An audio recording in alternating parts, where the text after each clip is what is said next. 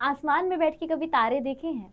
कभी ये सोचा है कि ये बने कैसे होंगे, या फिर ये सन कैसे बना होगा, हम लोग कैसे, ये धरती कैसे बनी, अर्थ पर ही लाइफ क्यों पॉसिबल है?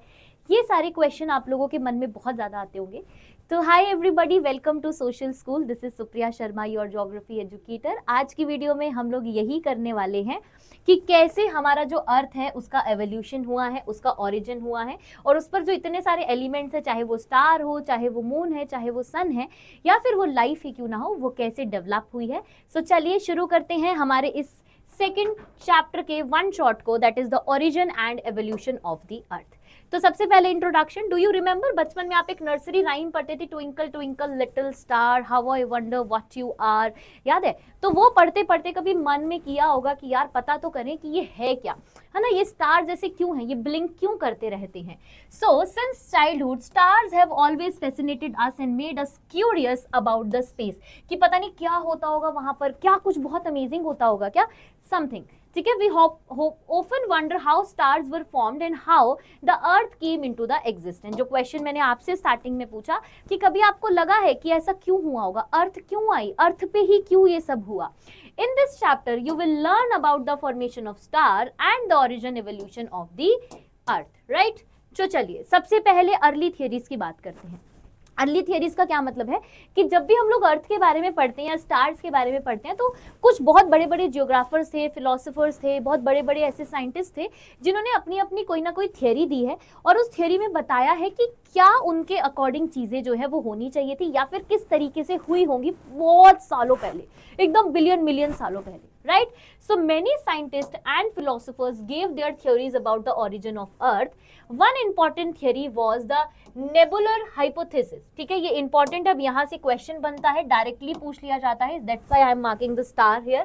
किसने दी थी ये? इमैनुअल कैंट ने बोला कि भाई ये जो हम बोल सकते हैं कि नेबुला हाइपोथेसिस है, किसने दिया? साइंटिस्ट का नाम आपको याद रखना है।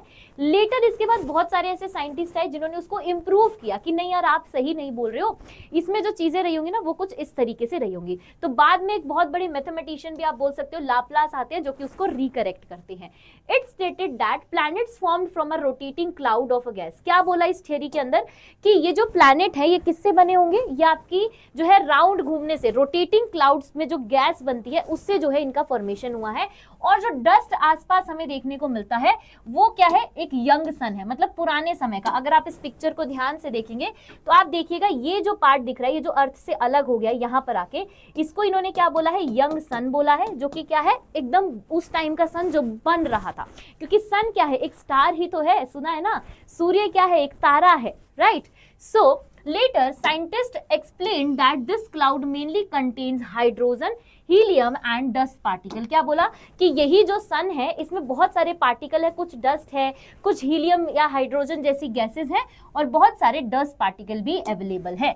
Due to collision and gravity the particles join together in the process called excretion. Excretion का मतलब होता है लेयर्स बन जाना, ठीक है, डिफरेंट डिफरेंट लेयर्स। तो ये ध्यान रखिएगा, इस तरीके से देखो आप, लेयर्स लेयर्स लेयर्स जो है वो बनती चली जा रही है, फॉर्मिंग प्लैनेट ओवर टाइम, और धीरे धीरे जो है फिर धीरे धीरे प्लैनेट जो है वो बनने लग जाते हैं। Later studies focus not only on the earth origin but also on the formation of the entire solar system and universe. लेकिन बाद में क्या हुआ? ये तो अर्ली थ्योरी थी, उस टाइम पर बस लोग जो है सन की बातें करते थे, स्टार की बातें करते थे, लेकिन धीरे धीरे लोगों को लगा कि नहीं यार, हमें ये भी जानना है कि ये यूनिवर्स कैसे बना, ये प्लैनेट्स कैसे बने। सिर्फ अर्थ या सन के बारे में जान लेने से जो है हम लोग उसके एवोल्यूशन या ओरिजिन के बारे में नहीं समझ पाएंगे, ठीक है। फिर उसके बाद और बहुत सारे साइंटिस्ट आते हैं जो कि अपनी मॉडर्न थियरी देते हैं, जिसको हम मॉडर्न थियरी बोला करते हैं, जिसमें सबसे फेमस थियरी है बिग बैंग थियरी, जो कि आपने क्लास 6 में जरूर सुना होगा, जब एक चैप्टर हम पढ़ते थे सोलर सिस्टम वाला चैप्टर, उसके अंदर क्या बोला गया इसमें? Big bang theory is a current widely accepted explanation for the origin and large scale evolution of the universe। क्या बोल रही हैं कि ये एक ऐसी थ्योरी थी जिसको मतलब ज्यादातर लोगों ने अपनाया, मतलब सही माना कि हाँ यार ऐसा हुआ होगा, right. And observational evidence for an expanding universe. क्या बोल रहे हैं? क्योंकि इसके अंदर क्या बोला गया कि भाई आपकी दो गैलेक्सीज हैं। क्या बोला गया? मान लीजिए कि ये दो गैलेक्सीज हैं, धीरे धीरे क्या होता है यूनिवर्स हमारा एक्सपेंड कर रहा था, यानी कि बड़ा हो रहा था, तो एक्सपेंड कर रहा था, तो इनके बीच का जो डिस्टेंस है वो दिन ब दिन ऐसे बढ़ता जा रहा था, है ना, इस तरीके से इनका जो डिस्टेंस है वो बढ़ा था, बट जो गैलेक्सीज का साइज है वो आपका एकदम सेम रह रहा था। और कुछ टाइम के बाद लोगों को लगने भी लगा कि हाँ ये सही है कि हमारा जो यूनिवर्स है वो एक्सपेंड किया है। वॉज प्रोवाइडेड बाय एडविन ह्यूबल इन 1920, और एडविन ह्यूबल थे जिन्होंने इसके बारे में बहुत अच्छे से बताया। Supporting the view that universe begin in a hot, और क्या बोला कि ये जो यूनिवर्स है ना ये गर्म मतलब हॉट से शुरू हुआ था और धीरे से एक एक्सप्लोजन होता है, एक्सप्लोजन का मतलब बहुत तेजी से बहुत एनर्जी फोर्स के साथ एक बम फट जाना, और उसकी वजह से क्या हुआ, ये गैलेक्सीज जो है वो अलग अलग हुई और धीरे धीरे इनके बीच का जो गैप है वो बढ़ता चला गया। ठीक है, dense stated and has been expanded over since. ठीक है, according to this theory at an early momentum all matter and energy were concentrated in a very small, जैसे मैंने आपको यहाँ पर दिखाया, यही बोला गया कि शुरुआत में ये एक बहुत छोटा सा था, कुछ बहुत छोटा सा था, फिर उसके अंदर एक्सप्लोजन होता है और वो अलग हो जाता है, उसके पीसीज हो जाते हैं, अलग अलग पार्ट में जो है वो डिवाइड हो जाता है। एक्सट्रीमली हॉट रीजन, बहुत ज्यादा गर्म। ठीक है, about 13.7 billion years ago a rapid expansion occurred converting same energy into matter, है ना, उसने क्या किया, जब एक्सप्लोजन हुआ, लाइट हुआ, तो कुछ एनर्जी जो है वो आपकी मैटर में बदल जाती है, and setting the stage for the gradual formation of atom, stars and galaxies, और वही जो है धीरे धीरे आपकी क्या बन जाती है, कोई स्टार बन गया, कोई उसमें से गैलेक्सी बन गया और कोई उसमें से जो है एटम बन के सामने आता है। अब ये डायग्राम आपकी एनसीईआरटी में दिया गया, ये डायग्राम पक्का बनाया ना अगर बिग बैंग थ्योरी एग्जाम में आती है। So this diagram is very very important, ये आपको बनाना है। ध्यान से देखो क्या दिखाया गया है, यहाँ पर क्या है, एक छोटा सा पार्ट है, आग है, गर्म है, ये हॉट है यहाँ पर। ठीक है, क्या हुआ, एक्सप्लोजन हुआ, तो ये जो गैलेक्सीज है देखो ये अलग अलग हो गई। अब यहाँ पे इनके बीच का जो गैप है वो कम है, फिर थोड़ा सा टाइम और हुआ, गैलेक्सीज उसी साइज की है लेकिन इनके बीच का जो गैप है वो बढ़ गया, फिर से थोड़े टाइम के बाद गैलेक्सीज का जो साइज है वो सेम है लेकिन इनके बीच का जो गैप है वो इंक्रीज करता जा रहा है। यही चीज आपको जो है इस थ्योरी के अंदर बताई गई है, तो ये डायग्राम आपको एग्जाम में जरूर बनाना है। ओके, नेक्स्ट चलते हैं और बात करते हैं stages of the big bang theory. क्या क्या स्टेजेस है, सबसे पहले क्या हुआ होगा, फिर उसके बाद क्या।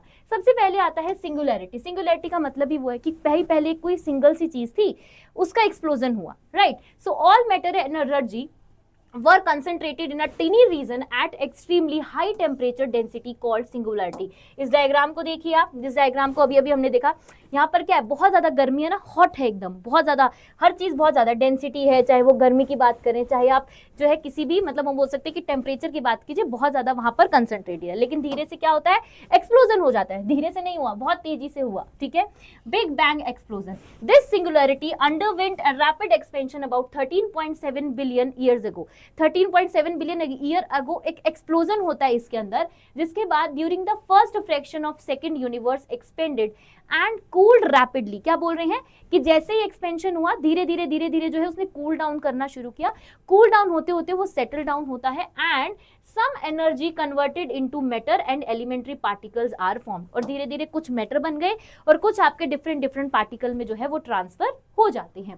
फिर आता है third stage, that is cooling and atomic matter formation. इसमें क्या होता है, without 3 minutes of the first simple nuclei form, जैसे ही पहला न्यूक्लियाई फॉर्म हुआ 3 मिनट के अंदर, लेटर रफली कितना 3 lakh years after the big bang and the temperature fail about 4500 K, that allowing electrons to combine with the nuclei to form a neutral atoms। क्या बोल रहे हैं कि बहुत ज्यादा समय लगा कि ताकि उनका टेम्परेचर बराबर आ सके, उनका टेम्परेचर उतना आ सके जितने पे हमें जरूरत है कि वो सेटल डाउन कर जाए, है ना, या फिर वो क्या करे, न्यूक्लियाई के साथ मिलकर जो है एक न्यूट्रल एटम यहाँ पर फॉर्म करे।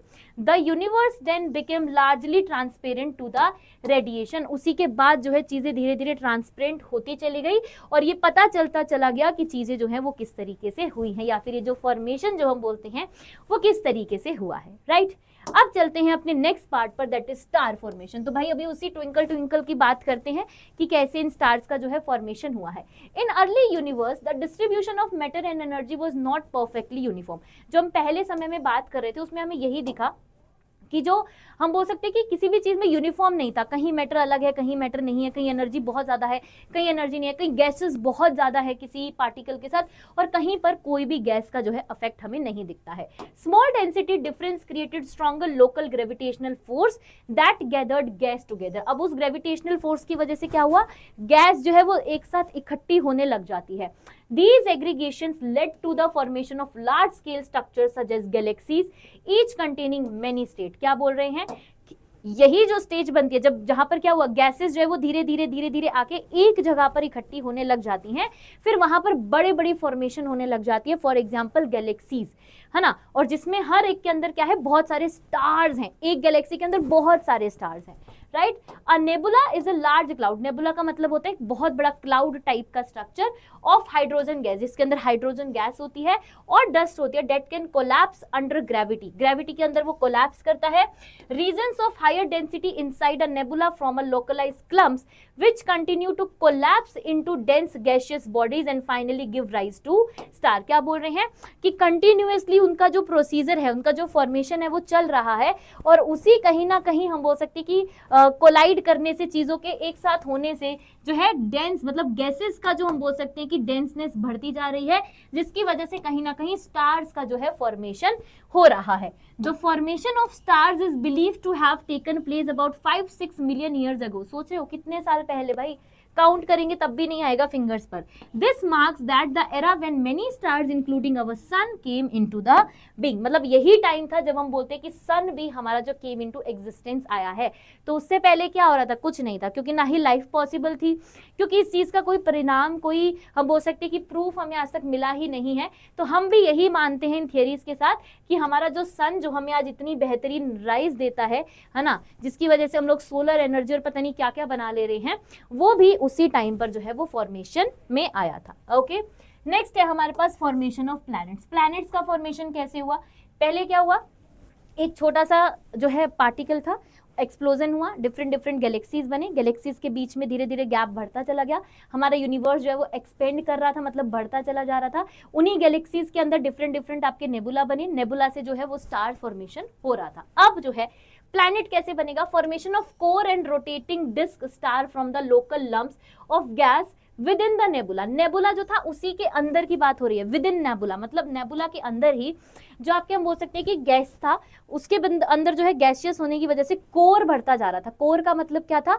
कोर जैसे हम अर्थ में समझते हैं ना, अर्थ के बीच वाला जो पार्ट होता है वो कोर होता है। तो कोर मतलब एक ठोस सा जो प्लेंट है वो बनता जा रहा था, और डिस्क जो है वो रोटेट होते जा रहे थे विद इन नेबुला, जिसकी वजह से ग्रेविटी क्या कोज कर रही थी, gas to collapse, gas collapse हो रही थी, एंड वो प्रोसीड करता है एक सेंट्रल डेंस रीजन में, जो कि core develops and rotating disc gas dust from around its due to conservation of angular momentum. देखो आप तभी तो सन के अराउंड देखो कैसे एंगुलर मोमेंटम से देखो सबके सब यहाँ पर कैसे रोटेट कर रहे हैं, अपने पे भी कर रहे हैं और उसके चारों तरफ भी कर रहे हैं। ठीक है, नेक्स्ट पढ़ते हैं कंडेंसेशन एंड प्लैनेट्समिन फॉर्मेशन। ठीक है, कैसे हुआ, एट अ डिस्क कूल। अब वो जो डिस्क बन रही थी ना, इस तरीके से वो जो डिस्क बन रही थी वो धीरे धीरे कूल डाउन होनी शुरू होती है। जैसे ही वो कूल डाउन होगी तो कहीं ना कहीं वो सेटल होगी, है ना। आप कोई भी चीज जब गर्म करते हो और उसको जब ठंडा कर देते हो, कूल डाउन होने के लिए छोड़ देते हो, तो वो सेटल हो जाती है, right. Same goes with this phase, these grains collide and stick together to form a small and rounded body। और धीरे धीरे जब वो ठंडी हुई तो कहीं ना कहीं वो कैसे एक साथ आती है और एक बहुत ही छोटी सी कोई जो है राउंड बॉडी जो है वो बना देती है। ठीक है, then what happened, through continued collision, जो कोलिजन हो रहा था, और कोहेशन, आपको पता है ना कोहेशन का मतलब होता है सेट हो जाना, फिक्स हो जाना, and these bodies grow into larger objects. और धीरे धीरे जो है थोड़े छोटे छोटे छोटे जो थे वो बड़े बड़े बड़े बड़े बड़े बड़े बड़े बड़े कोलाइड करते करते कोहेजन होते होते एक बड़ी बॉडी बन जाती है, जिसको हमने क्या बोला, प्लैनेटसिमल, यानी कि kilometre scale bodies that are true building blocks of planet. ठीक है, तो प्लैनेट आपके किस तरीके से बने समझ में आ गया, धीरे धीरे कूल डाउन हुए और चीजें जो है वो फिक्स होती चली गई।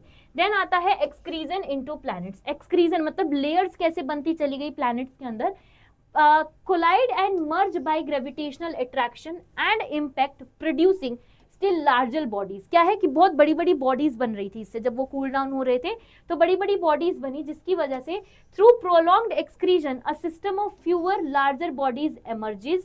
These become the planet in roughly stable orbit around the central star। Central क्या है हमारा सन, सन के चारों तरफ जो है इस तरीके से जो है आपके फॉर्मेशन होता चला गया, और मिडल में जो हमारा सन है, जो हमारा सेंटर स्टार है, उसके चारों तरफ ये जो बॉडीज थी ये एमर्ज कर रही थी, और बहुत ही रफली एमर्ज कर रही थी, कोई परफेक्ट शेप नहीं था इनका, क्योंकि उस टाइम पर एमर्जिंग चल रही थी, अभी लाइफ या ये सब चीजें तो पॉसिबल हो ही नहीं पाई थी।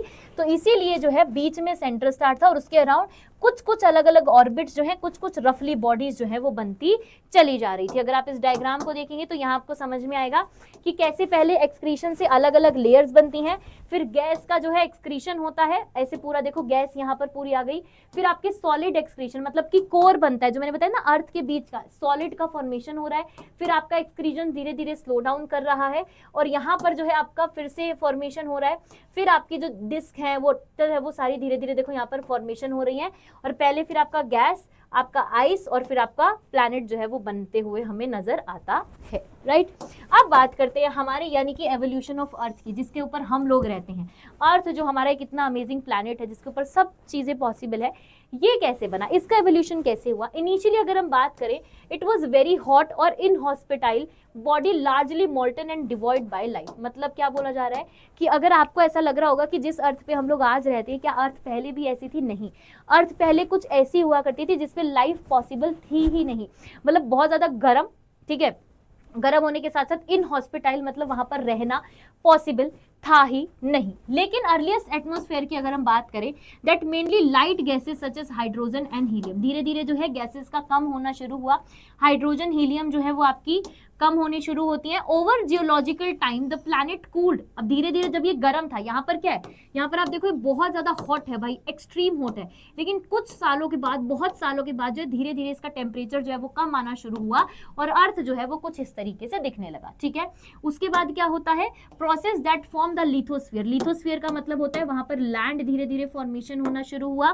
देन एटमॉस्फेयर मतलब वहां पर ऑक्सीजन आया, हाइड्रोस्फीयर मतलब पानी, gradually establish condition suitable for life, और धीरे धीरे आप देखो इस तरीके से जो है वो फॉर्म हो जाती है। कब है ये? 4 बिलियन ईयर अगो ऐसी थी, फिर 2.3 बिलियन अगो जो है कूल डाउन होकर इस तरीके से हुई, और धीरे धीरे जो है वो हम बोल सकते हैं कि लिथोस्फीयर, एटमॉस्फेयर एंड हाइड्रोस्फीयर जो है यहाँ पर बनता है। Now evolution of the lithosphere मतलब लैंड, लिथो एल से लैंड, ठीक है। In its early stages, the earth was very hot and partially molten। क्या बोल रहे हैं कि पुराने समय की अगर हम बात करें, एकदम शुरुआत में जब हम बात करें तो अर्थ बहुत हॉट था, अभी अभी हमने पढ़ा, और मॉल्टन स्टेट में था, मतलब मेल्ट टाइप, पार्शियली मॉल्टन स्टेट में था। हैवी मटेरियल्स जो थे वहां पर जैसे कि iron moved to the centre to form the core, और आयरन जो थे वो आपके सेंटर की तरफ इस तरीके से अट्रैक्ट हो रहे थे, और अट्रैक्ट होते होते उन्होंने वहां पर एक कोर फॉर्म कर दिया जो कि बहुत ही सॉलिड स्टेट है। While lighter materials form the mental and crust, और धीरे धीरे जो आपके लाइटर्स थे उन्होंने मेंटल और क्रस्ट को बनाया। This process we called differentiation. Differentiation का मतलब क्या होता है, मैथ्स में पढ़ा है ना, अलग कर देना। तो कैसे, ध्यान से देखिएगा, जब भी आप कभी अर्थ को देखते होगे तो आपको ऐसे दिखता होगा ये पूरा, ठीक है। इसके अंदर अगर हम, अरे रुक जाइए भाई साहब, ठीक है, इसके अंदर अगर हम बात करें तो इस तरीके से, और एक इसके अंदर अगर हम बात करें, ठीक है, तो इस तरीके से आपको दिखता है। अगर मैं इनर कोर की बात करूं तो यहाँ पर आपको दिखाया जाता है, दिस इज इनर कोर जिसकी हम अभी बात कर रहे थे, जहां पर आयरन आके आपकी जो हैवी मेटल्स थे वो यहाँ आके बनते हैं। ये आपका बनता है क्या, this is your outer core. फिर ये आपका बनता है पार्ट मेंटल, ठीक है, और बाहर वाला आपका बाहर भी आपकी जो ये लेयर है, ये भी नहीं, अगर मैं आपको बताऊं एग्जैक्टली, ये जो लेयर है इसको हम क्या बोलते हैं, क्रस्ट, जहां पर आपके लिथोस्फीयर और ये सब पॉसिबल हो पाया है। क्रस्ट लिख दिया, क्रस्ट, ओके, ठीक है। देखो यहाँ पर ध्यान से, यही चीज आपको जो है यहाँ पर बताई गई है। एज द अर्थ कूल, धीरे धीरे जब अर्थ कूल होता है, अ सॉलिड क्रस्ट डेवलप, और धीरे धीरे एक सॉलिड क्रस्ट बन गया, जो बीच में हमने बात की इनर कोर की। A giant collision with the large objects also helped in the formation of the moon, और उसी से कहीं ना कहीं अर्थ से एक छोटा सा पार्ट जो है वो अलग हो जाता है, जो कि बाद में मून बनता है। मून इज ऑल्सो स्टार, ठीक है। तो मान लो कि अगर ये आपका क्या है, अगर ये आपका अर्थ था तो उसी अर्थ से गर्म होते होते, कूल डाउन होते होते एक पार्ट जो है वो आपका अलग चला जाता है, और यही अलग पार्ट जो है बाद में आपके डस्ट पार्टिकल और इसकी वजह से आपके मून बन जाता है, ठीक है। Today earth is divided into 4 layer, that is crust, mental, outer core, inner core, with temperature and density increasing towards the centre. जो डेंसिटी है और जो टेम्परेचर है वो आपके सेंटर में बहुत ज्यादा होता है, इसी तो हम बोलते हैं जियोथर्मल एनर्जी। जियोथर्मल एनर्जी जो जमीन के अंदर से जो गर्मी निकली है उससे जो है आपका यहाँ पर जन हमें देखने को मिलता है, ठीक है। चलिए आगे चलते हैं और बात करते हैं इसी की एवोल्यूशन ऑफ लिथोस्फीयर में। जो डायग्राम है आपको यहाँ पर दिखाया गया, जो मैं आपको बना रही थी कि कैसे कैसे कहाँ तक जो है लिथोस्फीयर आपके अवेलेबल है। ये देखो यहाँ पर अगर हम बात करें तो ये क्रस्ट वाला पार्ट है सबसे ऊपर, जहाँ पर माउंटेन्स, पानी सब कुछ अवेलेबल है। फिर आपका आता है मेंटल वाला पार्ट, फिर आपका आता है एकदम कोर जो कि सॉलिड स्टेट है, ठीक है। तो ये आपको यहाँ पर जो है ध्यान रखना है। नेक्स्ट आता है हमारे पास evolution of atmosphere and hydrosphere. Atmosphere मतलब कि ऑक्सीजन और हाइड्रोस्फेयर मतलब कि पानी। हाइड्रो का मतलब होता है water. So in earliest atmosphere compose mainly by hydrogen and helium. शुरुआत में अगर हम बात करें तो एटमॉस्फेयर में सिर्फ हाइड्रोजन और हीलियम ही आपके अवेलेबल थे, बट धीरे धीरे जो है रिलेटिवली वो लॉस्ट होते हैं early because light gases were stripped away by the strong solar winds and process the affected other terrestrial planets as well, है ना। और धीरे धीरे क्या था, इतनी तेज हवाएं और इतने तेज प्रेशर की वजह से, विंड्स की वजह से जो ये गैसेस थी कहीं ना कहीं ट्रैवल कर रही थी from one planet to another planet, right. During cooling of the earth gases and water vapours were released from the interior by the volcanic activities. धीरे धीरे क्या था, जब ये कूल डाउन कर रही थी तो कुछ गैसेस और वाटर वेपर्स आपके रिलीज कर रहे थे। Then the other processes release the gases from the solid, है ना। और इसीलिए earth is called degassing and produced an atmosphere rich in water vapour. इसीलिए जो है अर्थ के ऊपर वाटर वेपर क्यों नहीं है कहीं और पर इतना पानी जितना अर्थ पर अवेलेबल है, ठीक है। And nitrogen, carbon dioxide, methane and ammonium but very little free oxygen. But oxygen का जो वैल्यू था वो बहुत, वॉल्यूम जो था वो बहुत ज्यादा कम था in comparison to different gases. Over time the chemical composition of the atmosphere was substantially modified by the emergence of life and process of photosynthesis which produced free oxygen and reduced atmospheric carbon dioxide। क्यों? क्योंकि carbon dioxide ज्यादा थी, लेकिन धीरे धीरे क्या हुआ, naturally वहां पर प्लांट ग्रो करते हैं, फोटोसिंथेसिस प्रोसेस होना शुरू हो जाता है प्लांट्स के साथ, तो क्या होता है ऑक्सीजन ज्यादा रिलीज होने लगता है और धीरे धीरे कार्बन डाइऑक्साइड जो बहुत ज्यादा था एटमॉस्फेयर में वो धीरे धीरे कम होने लगता है। इसीलिए तो बोलते हैं कि पेड़ लगाओ भाई, पेड़ लगाओ, ओके। नेक्स्ट चलते हैं और बात करते हैं ओशन के फॉर्मेशन पे कि ओशंस का फॉर्मेशन कैसे हुआ होगा। खुद ही सोचो, जब वहां पर वाटर वेपर्स आपके धीरे धीरे बन रहे थे, आ रहे थे, जब अर्थ कूल हो रहा था तो पानी तो अवेलेबल हो ही गया था। So as the earth continued to cool water vapour in the atmosphere condense and fell as a rain. क्या बोल रहे हैं कि भाई बारिश के तरीके से जो है बरसना शुरू हो जाते हैं एक तरीके से। Rain water collected in surface depression and gradually form the first ocean. और वही रेन वाटर जो था वो इतना डेंजरस तरीके से स्टोर होता चला गया अर्थ के एटमॉस्फेयर पे, जिससे क्या होता है कि आपके ओशंस बन जाते हैं। Ocean are estimated to have formed within about 500 million years ago of earth formation, marking them roughly 4000 million years ago। तो आप समझ जाओ कि कितने साल पहले ये प्रोसेस हुआ है। जो रेन वाटर कलेक्टेड आज हम कोशिश करते हैं, उतने सालों साल पहले जो है ये प्रोसेस हो चुका है। और इसी तरीके से हमारा जो पानी, जो वाटर, जो ओशन हमें मिलता है वो हमें देखने को मिलता है। नेक्स्ट हमारे पास आता है ओरिजिन ऑफ लाइफ। लाइफ का ओरिजिन कैसे हुआ होगा, खुद ही सोचो क्या हुआ होगा, कैसे हम पैदा हो गए। जब लिथोस्फीयर है, एटमॉस्फेयर है, हाइड्रोस्फीयर है, तो हमारा आना तो पॉसिबल था ही। Life on earth began approximately 3.8 billion years ago. क्या बोल रहे हैं कि अर्थ पर लाइफ पॉसिबल हुई है कितने साल पहले, 3.8 बिलियन ईयर्स अगो। भूल जाओ, मतलब पता नहीं कितने भाई अलग अलग वो रही है ना। याद करो इंडस वैली सिविलाइजेशन से भी ले। The earliest wide by recognised life form are so called blue algae that is which carried out photosynthesis, है ना। कि भाई हमने क्या कहना शुरू किया कि जो लाइफ उस पर फॉर्म हो रही थी उसको हमने ब्लू एल्गी बोलना शुरू किया। क्यों? क्योंकि वो फोटोसिंथेसिस परफॉर्म कर रही थी। Life is believed to have arisen through chemical reaction, simple molecules combined under early earth conditions to form more complex organic molecules capable of replication and metabolism, overly giving rise to primitive living system। और धीरे धीरे धीरे धीरे क्या है, जो primitive live system मतलब इंसान भी जो है धीरे धीरे फिर उस एटमॉस्फेयर में रह सके। तो मतलब ये धीरे धीरे बना है, एकदम से कुछ भी नहीं हुआ, एकदम से बस एक्सप्लोजन हुआ था, बट उसके बाद धीरे धीरे चीजों का फॉर्मेशन बहुत समय लेते लेते जो है आहिस्ता आहिस्ता बना है। Then initially the atmosphere lacked free oxygen, अब क्या है, फ्री ऑक्सीजन है, and the rise of photosynthesis organisms gradually increased oxygen levels and lowered atmospheric carbon dioxide. क्यों? क्योंकि धीरे धीरे प्लांट्स बढ़ रहे थे, ऑर्गेनिजम्स बढ़ रहे थे, तो वो फोटोसिंथेसिस कंटिन्यूअसली प्रोसेस हो रहा था, फोटोसिंथेसिस प्रोसेस हो रहा था, तो ऑक्सीजन का लेवल जो है वो बढ़ता चला जा रहा था और कार्बन डाइऑक्साइड का लेवल धीरे धीरे डिक्रीज हो रहा था। Evidence for early life includes fossilid remains of microorganisms, blue-green algae. Fossils appear from around 300 billion years ago. By about 200 billion years ago was a subsequent accumulation of oxygen in the atmosphere. और वहीं से हमें पता चलता है कि कैसे atmosphere जो है वो इस तरीके से जो है ना शुरू होता है। तो ये जो डायग्राम आप यहाँ पर देख रहे हो, इसमें आपको समझ में आएगा कि कैसे पहले इंसान पहले नहीं आए। कभी भी हमेशा ध्यान रखिएगा, पहले इंसान नहीं आए थे, इंसान तो बहुत बाद में जाकर आए हैं बच्चा। ये देखो, सबसे पहले बिग बैंग थियरी हुई 14 बिलियन ईयर अगो, ठीक है, जो हमने अभी अभी पढ़ी।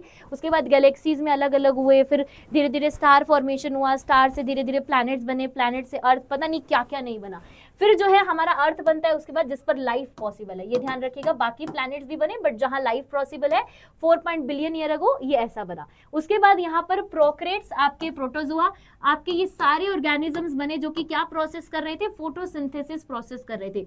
फोटोसिंथेसिस प्रोसेस करने की वजह से ऑक्सीजन जो है वो धीरे धीरे एटमॉस्फेयर में बढ़ता है, और एटमॉस्फेयर में ऑक्सीजन बढ़ने की वजह से कार्बन डाइऑक्साइड जो है वो आपका लूज होता है, यानी कि डिक्रीज हो रहा है। कब हुआ ये? 600 मिलियन ईयर्स अगो जो है प्लांट्स वगैरह आपके बनते हैं। उसके बाद धीरे धीरे आपके अलग अलग स्पीशीज आती हैं। फॉर एग्जांपल आपके जो है स्पंजेस आ रहे हैं आपके, ठीक है, आप देख रहे हो यहाँ पर, है ना, यहाँ पर आप देखेंगे तो आपके कोरल्स हैं, ठीक है, फिर आपकी फिश बननी शुरू हुई, फिर आपके रेप्टाइल्स आए, फिर आपके धीरे धीरे ये मतलब जिसको हम फ्रॉग बोलते हैं, बहुत पुराने हैं फ्रॉग, इंसानों से बहुत पुराने हैं, ध्यान रखिएगा।